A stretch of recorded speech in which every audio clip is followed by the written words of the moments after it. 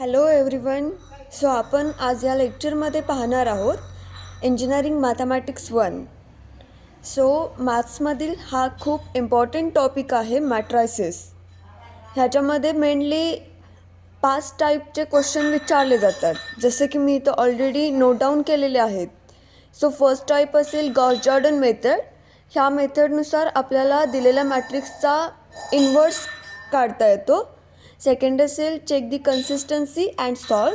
ह्या मेथडमध्ये आपल्याला 3 ते 4 इक्वेशन दिले जातील आणि मग त्याचे AX=B या फॉर्ममध्ये ती इक्वेशन्स लिहून तिथून पुढं सॉल्व करायचं असतं. तिसरा असेल find the rank of a matrix. चौथा असेल कॅला-हॅमिल्टन थेरम. हा थेरम जास्तीत जास्त व्हेरिफिकेशनसाठी विचारला जातो. And last one is find eigen value and eigen vector. So आपण या लेक्चरमध्ये आज बघणार आहोत first type, that is Gauss Jordan method. Already मी इथं क्वेश्चन नोट डाऊन केलेला आहे. सो तो बघूया आता कसा सोडवता येतो ते. तर गॉस जॉर्डन मेथड आपल्याला काय सांगते, दिलेला जो गिव्हन मॅट्रिक्स आहे त्याला आपण आयडेंटिटी मॅट्रिक्ससोबत ऑगमेंट करायचं. सो ती प्रोसेस बघा आता. Let it augment with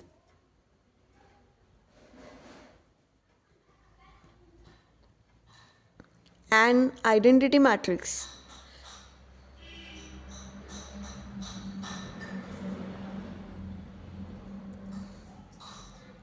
so असे एक आपण सेंटेन्स लिहायचं. So therefore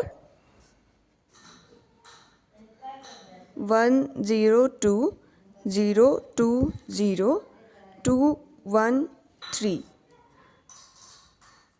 1 0 0 0 1 0 0 0 1. सो इथंपर्यंत हे झाल्यानंतर आपण काय करायचं ह्याला, तर हा जो आपला गिव्हन मॅट्रिक्स आहे त्याला आयडेंटिटी मॅट्रिक्ससोबत आपण ऑगमेंट केलं आहे. आता ह्याच्यावरती असे ऑपरेशन्स ॲप्लाय करायचीत, that is corresponding row or column operations. Alternately आपण रो आणि कॉलम ऑपरेशन नाही यूज करू शकत गॉस जॉर्डन मेथडमध्ये. सो मी इथे रो ऑपरेशन्स ॲप्लाय करते. तर ह्या मॅट्रिक्सवरती अशी ऑपरेशन्स ॲप्लाय करायचीत जेणेकरून हा जो गिव्हन मॅट्रिक्स आहे तो आयडेंटिटी मॅट्रिक्समध्ये कन्वर्ट झाला पाहिजे.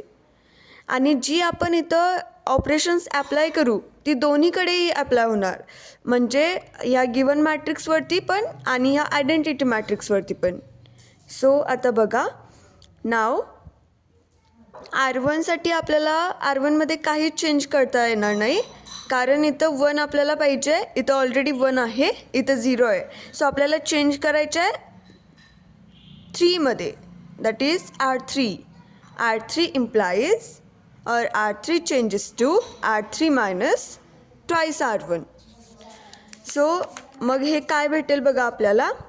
Therefore 1 0 0 0 2 0 and 2 1 minus 1.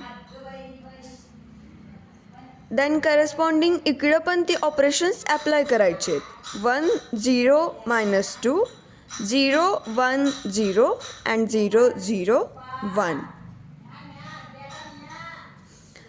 Then next आपल्याला इथं 0 हवं आहे, इथं 1 हवं आहे, इथं 0 हवं आहे. हे 2 0 ऑलरेडी आपल्याला भेटलेत, त्यामुळे आपल्याला ही जी टर्म आहे 2ची ती आपल्याला 1 करायची आहे. So me R2 implies R2 divided by 2. So therefore 1 0 0 0 1 0 2 1 half minus 1, and then 1 0 minus 2 0 1 half 0 and then 0 0 1. आता आपल्याला R3मध्ये इथं 1 पाहिजे, इथं 0 हवं आहे, इथं 0 हवं आहे. So R3 implies or R3 changes to -R3 केलं तर आपल्याला इथं +1 भेटेल. So therefore 1 0 2 0 1 1 half and 0 0 1. 1 0 0 0 1 half 0 2 0 -1. ह्या दोन ठिकाणी आपल्याला 0 पाहिजे.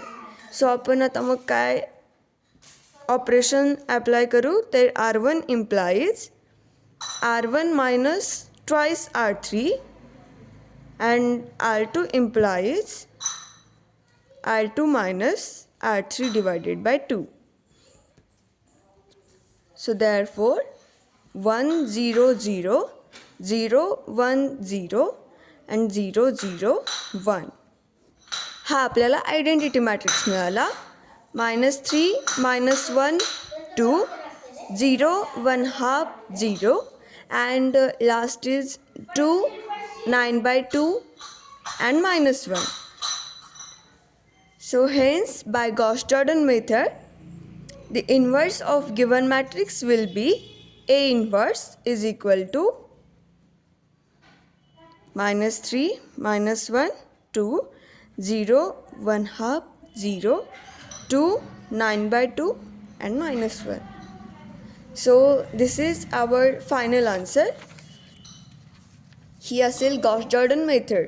दिलेल्या मॅट्रिक्सला आयडेंटिटी मॅट्रिक्ससोबत ऑगमेंट करून त्याच्यावरती करस्पॉन्डिंग रो किंवा कॉलम ऑपरेशन्स ॲप्लाय करून आपल्याला शेवट दिलेल्या मॅट्रिक्सला आयडेंटिटी मॅट्रिक्समध्ये कन्वर्ट करून मग हा आपल्याला जो मॅट्रिक्स मिळतो तो असेल आपला ए इनवर्स. सो ही जी मी रो किंवा कॉलम ऑपरेशन्स आपण ॲप्लाय करतो ती प्रॅक्टिसमुळे भरपूर छान होतात. असंच ते जमत नसतं. त्याला खूप प्रॅक्टिस लागते. त्याच्यानुसार ते आपल्याला जमत जातात.